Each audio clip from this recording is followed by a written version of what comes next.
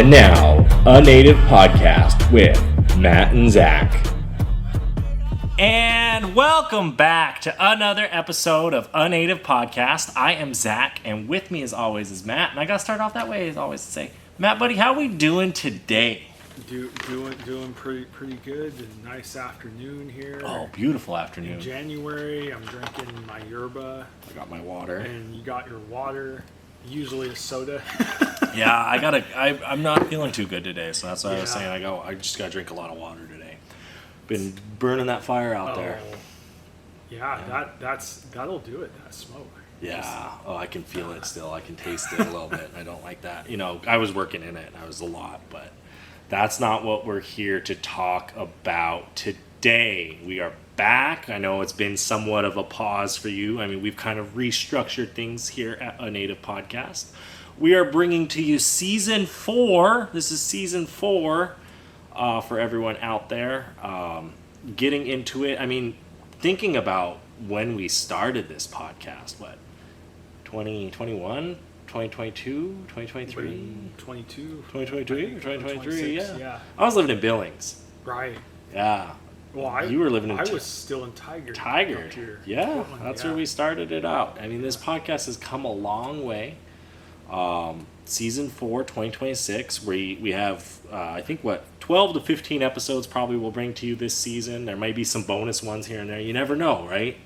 Something might come out of the woods. I mean, you and I would go places sometimes and meet a random person at a gas station. Oh, you're native, and I mean, it could lead to a podcast episode. How many times does that happen? It could. It could be somebody exactly like what you said. It could be somebody just like that you meet on the streets. I mean, heck, it could be someone on a dating app. Who knows?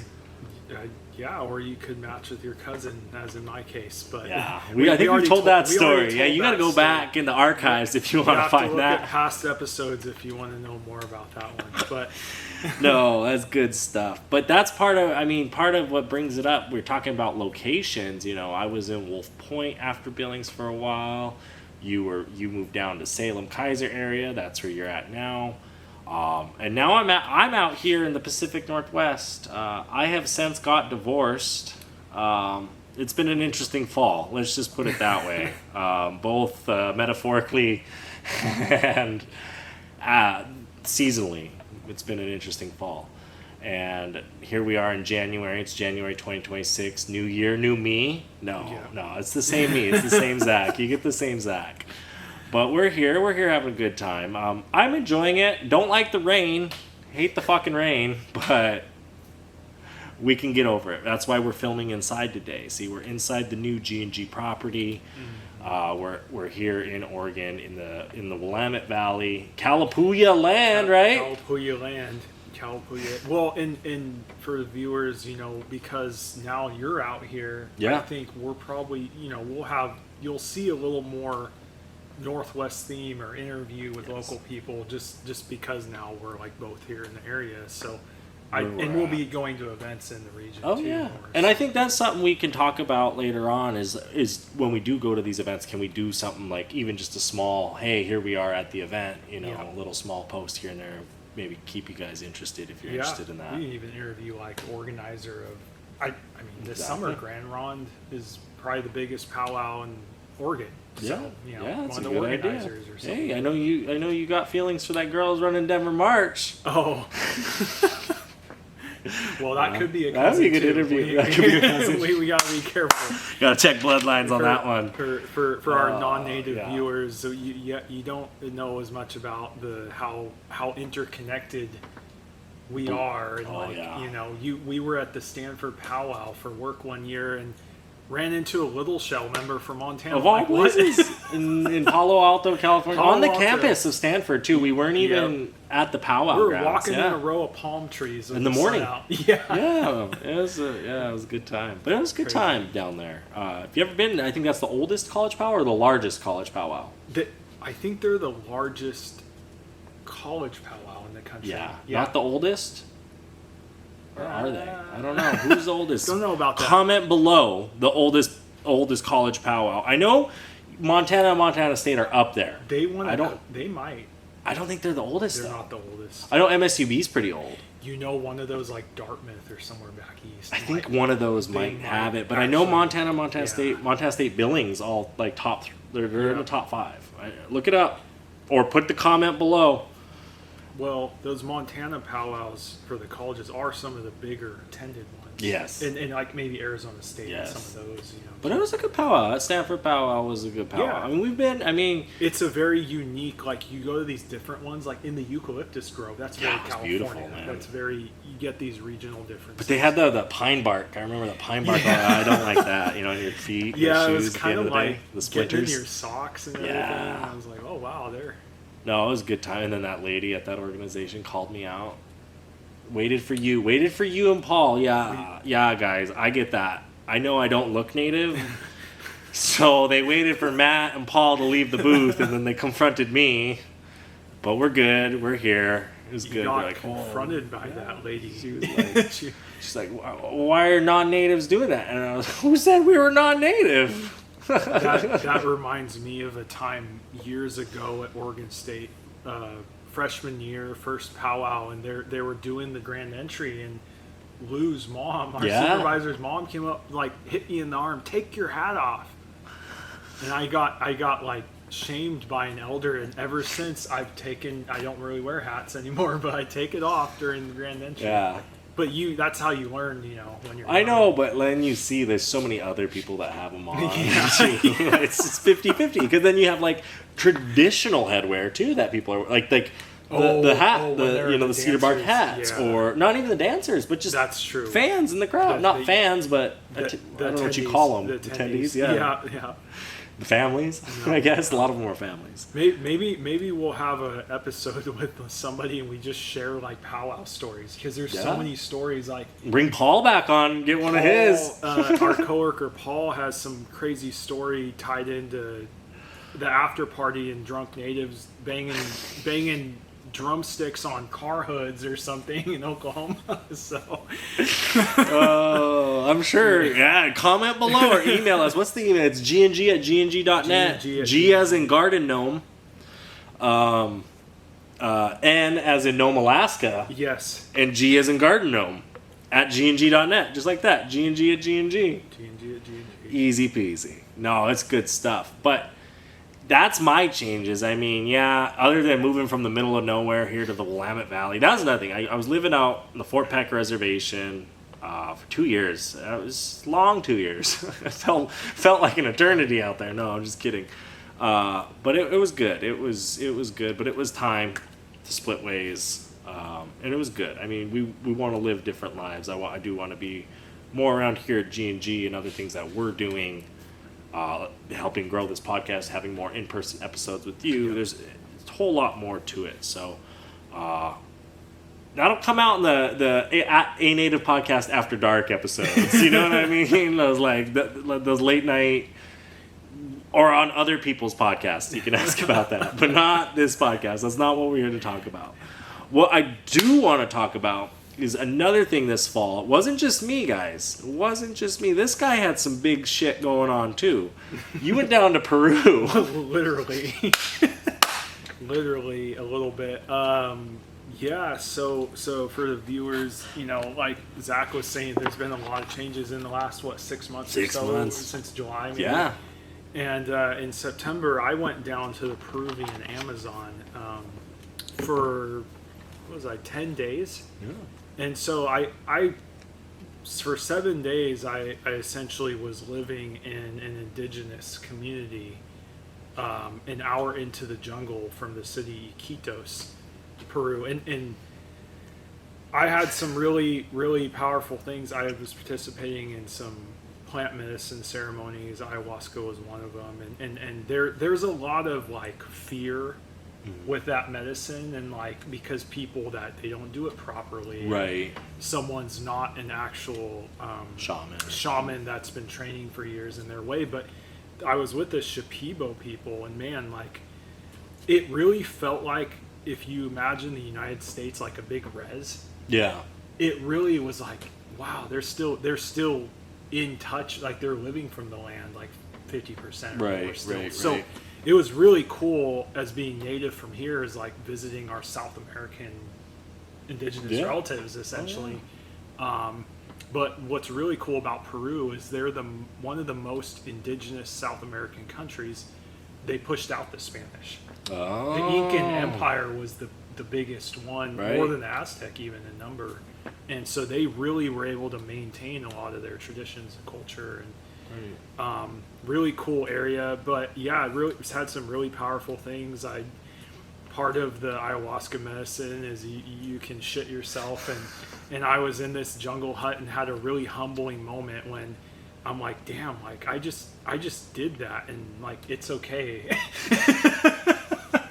It's normal, and I like imagine like a res ante. I told the shaman, and my Spanish isn't the best, so I'd use a translator sometimes, but I told her the next day, in Spanish, like what happened, and she just sat there and laughed, and she's hanging out in her hammock like she's seen it a million times. Sure. And she has her dog with her, and but no, it was really cool. I got to spend 2 extra days after the retreat and see some of the jungle. Got to see a jaguar. And you did see a jaguar? Yeah. There's a animal recovery center, rainforest for animals that are injured or people, parrots, and just really, really cool. Ate alligator.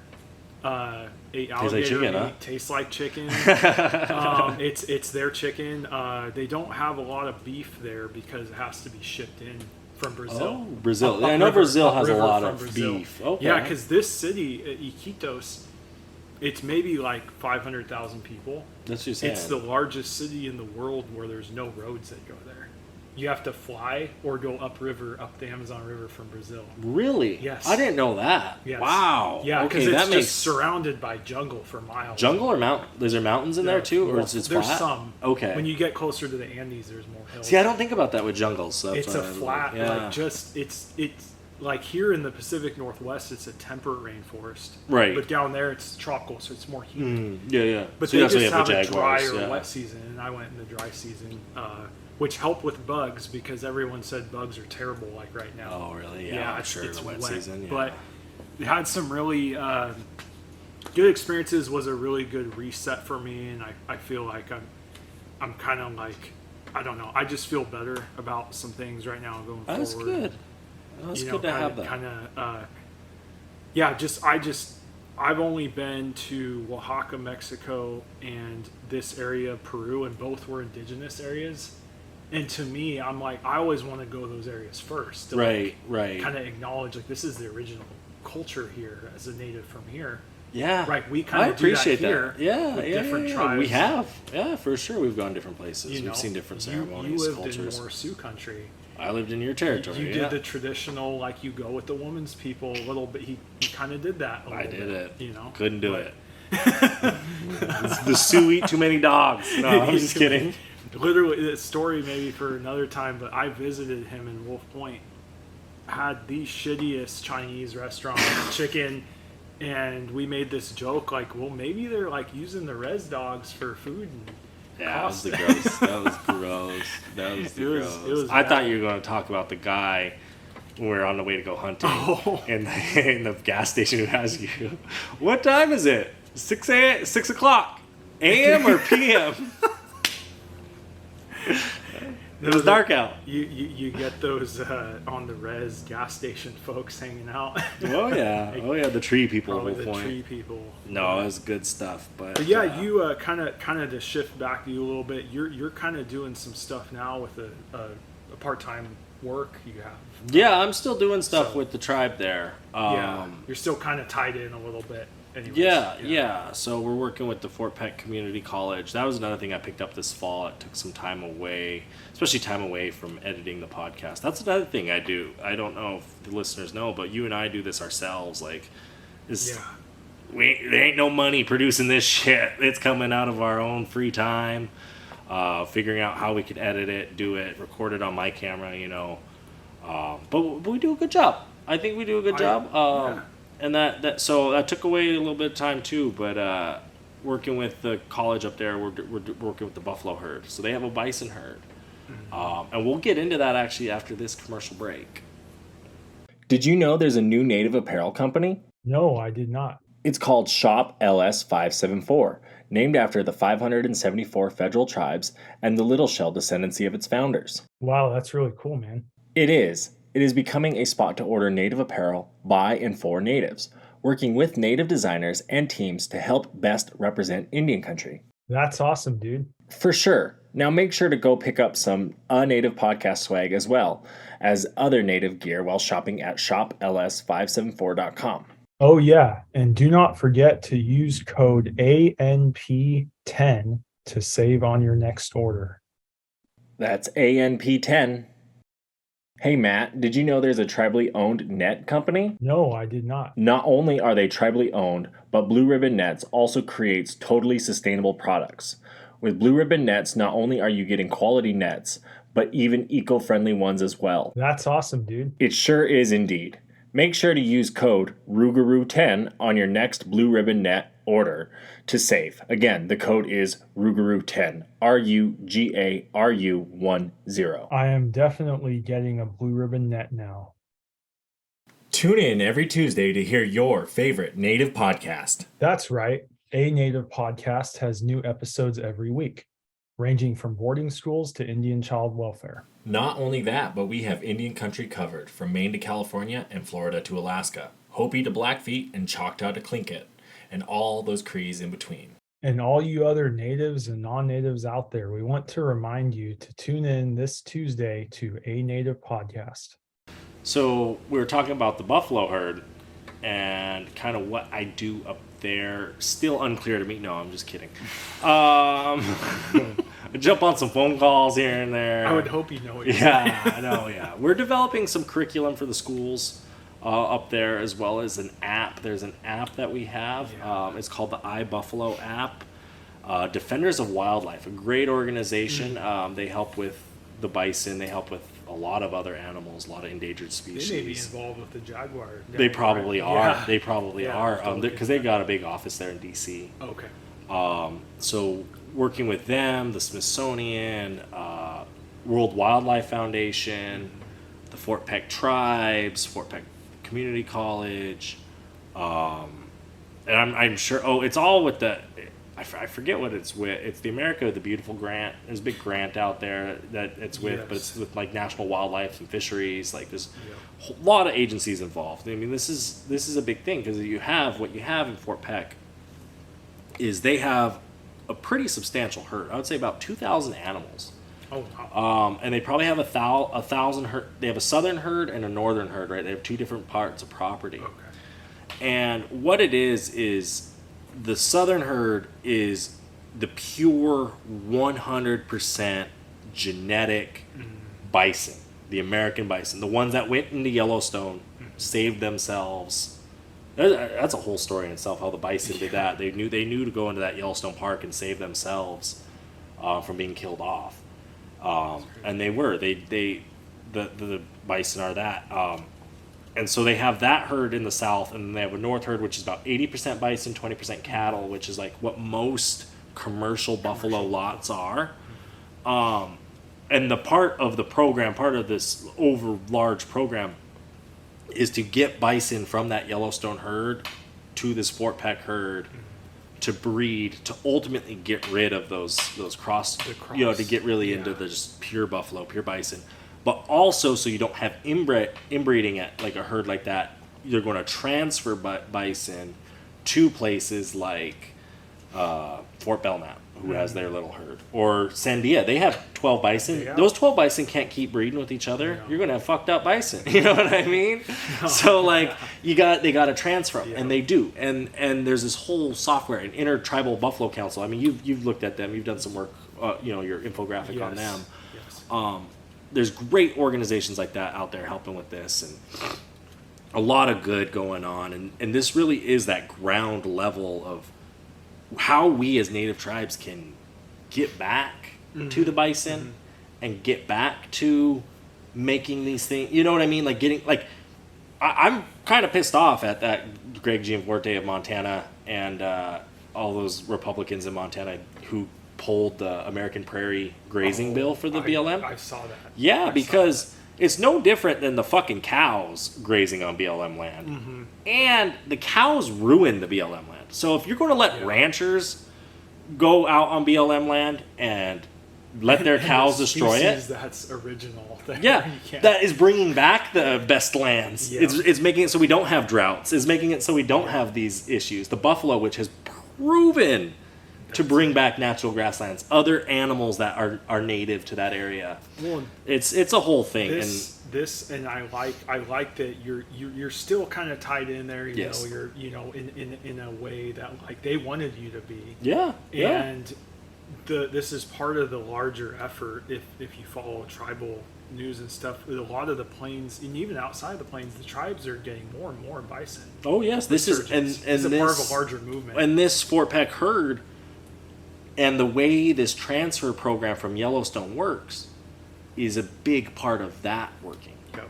Because you have this large herd, and you have a sovereign nation that is able to trade with other sovereign nations. Mm-hmm. You're not dealing with that U.S. bullshit. I mean, there is other bullshit because it's not considered wildlife. Right. It's considered like livestock in the state of Montana. Oh, I see. That's the other thing. It's a But you're it's saying a livestock like a Fort thing. Peck, when they get so many, if a smaller tribe or something wants. Oh, to acquire they something, sent some up to Canada a year or two they ago. work with the Yeah, First it's a Nation. whole Wow. it's a whole thing. Yeah, That's really cool. Well, and then the other part of this that some of my incomplete master's thesis here, but it's like when was that just in the last 6 months there was funding cuts to SNAP. Yeah. Everyone remembers that. So the Blackfeet and some Fort other, Peck. Fort Peck. Yeah, there's a big article.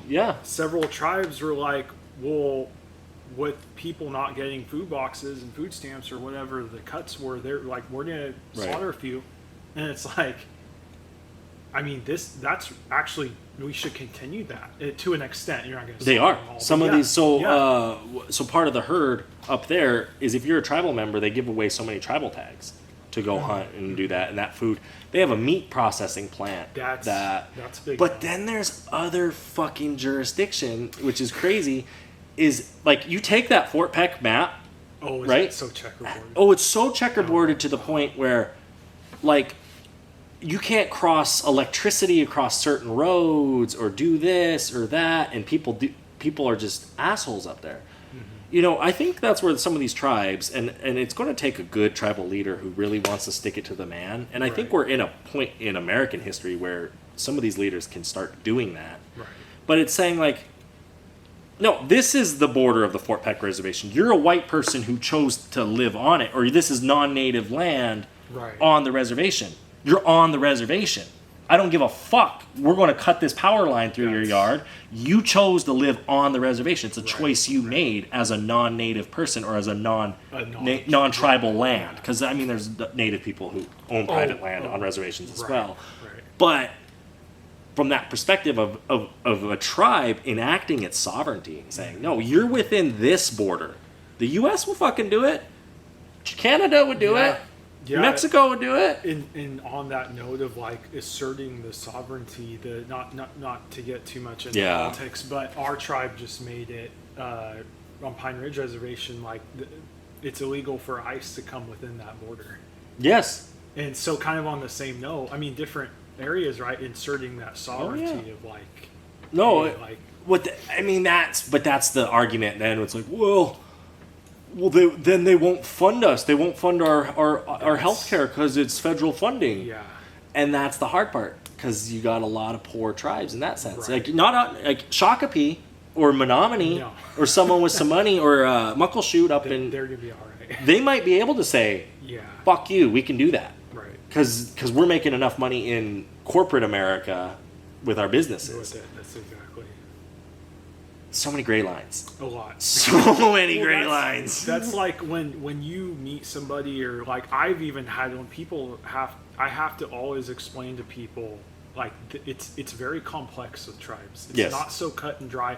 Well, my friend gets money. What tribe are they from? San Manuel in California. Okay, let's talk about Pine Ridge and San Manuel. Let's talk about what's exactly. Let's talk about some. But the other thing too, they don't get is that how many members are there of San Manuel? A few thousand, maybe. Versus like, how many Navajo are there? Oh, 300,000 or 500,000. Yeah. You know what I mean? Like, yeah, that's a huge thing when it comes to Indian country. And we talk about this stuff in some of our early episodes. Right. And I know we'll bring some of that in this season. We've talked about that, bringing in some educational, like an episode here and there. Tribal educator. Yeah. We had some other folks, some other topics, and maybe at some point we need to get a bison person. I will try to dive deeper into this. I'll have to talk to that. I'll have to talk to a few people. We'll figure it out. I'm excited. We have some ideas. I'm going to dive into music on Unnative Podcast, and this is a new one for you folk. This is a song I created using prompts on AI, and I asked it to put native music, rap music, pop, make it catchy, talk about the res, all that, right? This is that song, okay? I don't know, like, we'll talk about it after the song, okay? We'll hit play and we'll have a bigger discussion. Sounds good. When you're red running out from the rest, do you hear it in the music? Feel it in your chest? Whoa. Cause where I'm from, we got different type of stress. If you ain't heard of us, then go and tell the rest. Whoa. Cause I was raised with different type of lessons. Whoa. You can hear it in my voice, hear it in my breath. Whoa. No disrespect to my red brothers. When you were red running out from the rest. Whoa. Born in the birds, got the best of the world. I ain't learned about it later, been native since a girl. Used to make fried bread with my grandma in the kitchen. Then I moved to the city, started working on my vision. Met my homie Young Tribe Edge, that's when it hit different. Started making music, that's when I knew it was my mission. If you ain't proud of where you from, then you trippin'. If you don't know where you from, then you better start digging. You a red running out from the rest. Do you hear it in the music? Feel it in your chest? Cause where I'm from, we got different type of stress. If you ain't heard of us, then go and tell the rest. Cause I was raised with different type of lessons. You can hear it in my voice, hear it in my breath. No disrespect to my red brothers. When you a red runner, not from the rest.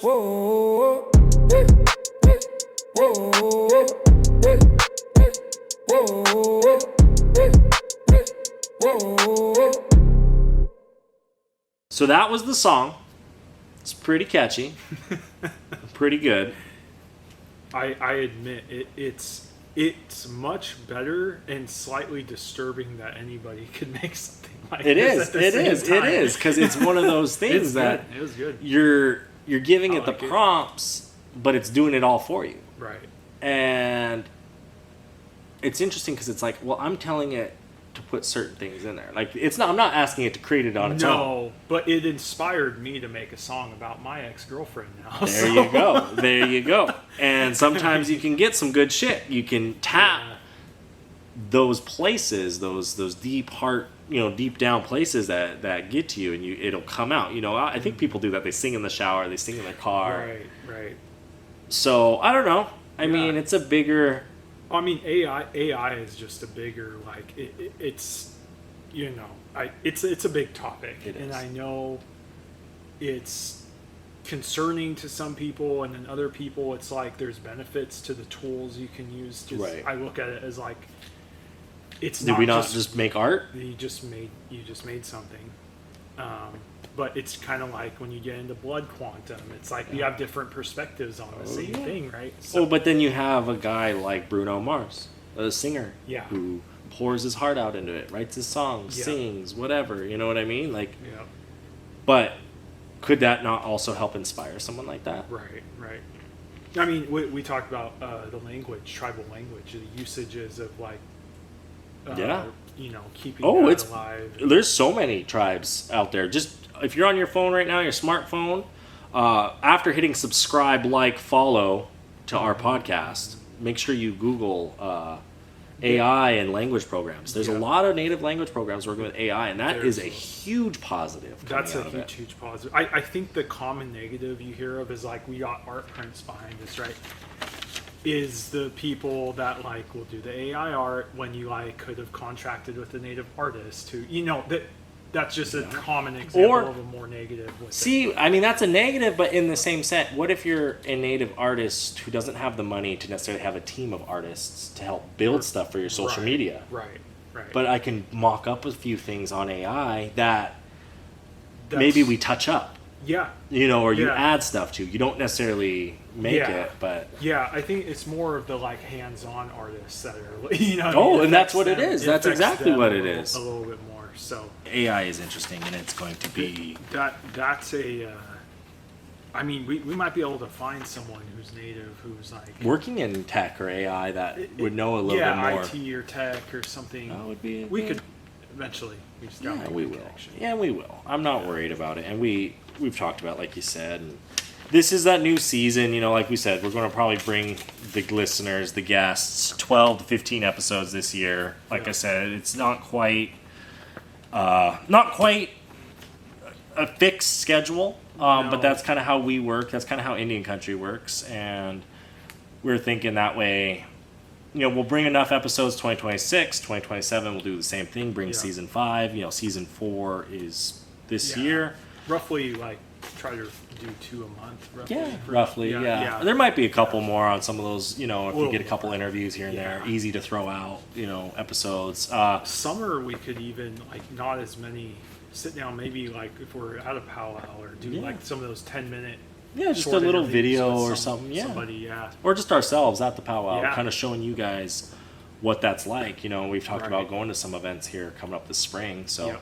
maybe we say, hey, look at us doing this here. This is what this event is about, Yeah. and grow that way. We'll see. Maybe Oregon State Powwow May, just right there. There we go. Yeah. There we go. I know we talked about doing more tribes episodes. People really like seeing tribes represented. Yeah. Haven't done an Alaska tribe. I think we should do No, that this we- year. I we think gotta that would hit be Alaska. nice. We got Navajo. That's a big one. The Dene folk down Yeah. there. Maybe do them. Blackfeet. Haven't done the Blackfeet. Could even throw in a native Hawaiian. Oh shit! This guy thinking. Go out on the island. No, that wouldn't be bad. Native Hawaiian or native. Yeah. Yeah, Polynesian. yeah. Yeah. I like that. Yeah. Even an interview wouldn't be bad. Yeah. Treaties. People like the treaties. We'll find some new good treaties to talk about. Yeah. And then learn. I think along the way we've learned through some of those treaties. Yeah. It's interesting. You find the common themes with trees, but then like they're also unique Yes. in their own way too. Oh, it's this mountain to that mountain sometimes. This one promised guns and things, and the other one didn't. Like what? Like Oh. they promised rifles. Exactly, and Yeah. money and land and different things like that. Yeah. The bribery. Oh, it was crazy. Shoot, It was you might crazy. find some with like cases of whiskey barrels or I'm something. sure I there mean, were some, There are probably yeah. some trees that way. Especially the early on ones when it Yeah. was just a simple treaty. Yeah. When it was the like, oh, we want that land over there, Right. just a small chunk. When it got to the larger land, that's where it became. The government got a little more involved. Yeah, the they did. forming government. They did. So we'll get into some of those. And then, like you said, there's always some topics that come up, and we might find some topics that, blood quantum's another issue. I don't know if you guys saw, but Crow changed their blood quantum. That was interesting. That was very interesting. That was big. Yeah. That I feel like that's one of those topics that's ongoing because it's always like Yes. changing. And we talked about the whole pretendian, or like I know there's Yeah. a lot of them that work in colleges that turned out, oh, you're a professor and you were not enrolled in the tribe, or you didn't have You a family misclaimed. tie. Yeah. Yeah. Oh, that's a big thing. That's a big. And profited from it essentially in a career. That might be a good episode to talk about like pretendians in that way and learning about it. Yeah. Yeah. We've heard of lists out there. You could debunk some of that. I mean, it's interesting. Is Some what it is. of that comes from this area pretty heavy. That's what I'm saying. for a That's few what I'm people. hinting at. Yeah. So maybe we get some interviews or some things about that. I don't know. Other than that, I'm excited for 2026. I mean, there's a lot of changes, but not a lot of changes at the same time. It's good to be back in this, and we're kind of settled after all our life changes and things happening, and obviously if there's a big current event, big Yeah. enough we need to touch on, we can. I think you we can do should. that, and as things are always changing and Indian country and ebbing and flowing, and yeah. And no, I'm excited to be back into it. No, I am too. I think it's good. It's good. And you guys, the fans, we can't appreciate you enough. everyone's just, I mean, I'm getting messages saying, hey, you guys going to put another episode out? You guys going to do it? So that's definitely thank you for you guys out there. We're still here, you know. Yeah. Just needed some time. This guy was moving states, getting a divorce. I was in the Amazon doing things, and we had a busy fall. We had very busy. It was a busy fall, but it's good. We're back now. We're here, 2026, producing podcasts, putting them out there. Unnative Podcasts here to stay. And always, you can email us at gng@gng.net and let us know. And we ask that you please like, subscribe, add, thumbs up. Oh, man, that goes so far. Just put a little comment. Just put a little smiley face down there in the comments. We appreciate that. It just helps. You know, every little thing helps. It's all about engagement or reactions to posts. So if you guys could help generate that, we appreciate it. Or even if you see any of us anywhere, just say hi. That helps too. In-person feedback is always good. If I have my backpack with me, I can give you a sticker. There you go. That's got the stickers. I got some too. You could email us and we'll mail them out to you too. We can definitely get that going. But I mean, I don't know. I think that was a good first episode for season 4. Any final words? Winter's not over yet. No. and stay warm out there, and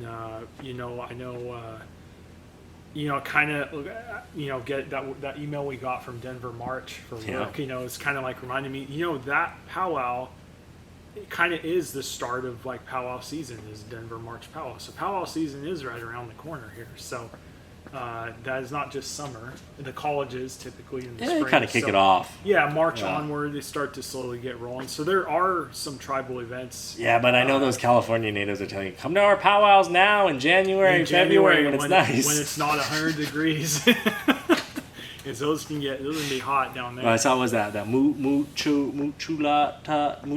that one? The Michidupa or whatever. It's like MUCH. They're by Chico area. Yeah, I think they were having theirs. Their winter festival. Oh, interesting. Yeah. And this time of year too, a lot of the coastal tribes they have their round dances inside. So Grand Ronds is like first weekend of March here in Oregon. So. Oh, nice. Yeah. Good little community event. There's no vendors at those, but it's just in a tribal gym and food. And, just make it an event. Just doesn't have to be the whole shebang. No, and they bring in singers from Yakima. They go all night. I mean, they'll go all night. It's all weekend. So there are other events going on indoors. That's good. That is good. Yeah. No, I mean, that's it, man. I mean, it's been a good episode. I'm looking at the numbers here. we've done 41 episodes. This is number 42 right here. Wow. Yeah, that's quite a bit. Yeah. We've had 3,545 plays. Gee. Yeah, that's how many times someone's hit the play button on this on Unnative Podcast with Matt and Zach. And this is just Spotify numbers. I didn't even look at our YouTube or iTunes.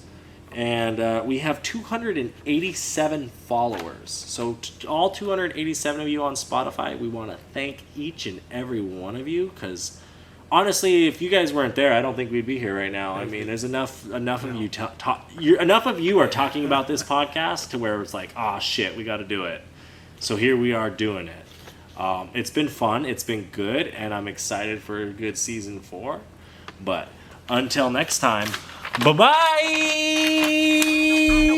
I know chiefs, I know riders from the east, I know educated natives down to picket in the streets, middle fingers to police, fuck you, we come in peace. I know red-skinned hippies that be giving me the creeps. I know beauty, I know beach, I know savages and freaks, and I know a couple cousins even bougier than me. No, ain't elite, bougie native, yes indeed. Art exhibit to the club, and we roll it 20 deep. Copper on my neck, gold on my ring, feather on my hat, skin stitched chin, 100 warriors on my back, they be drumming when I sing, man there ain't no way around it. A Native Podcast is produced by G&G Advertising and Quartz Lake Productions.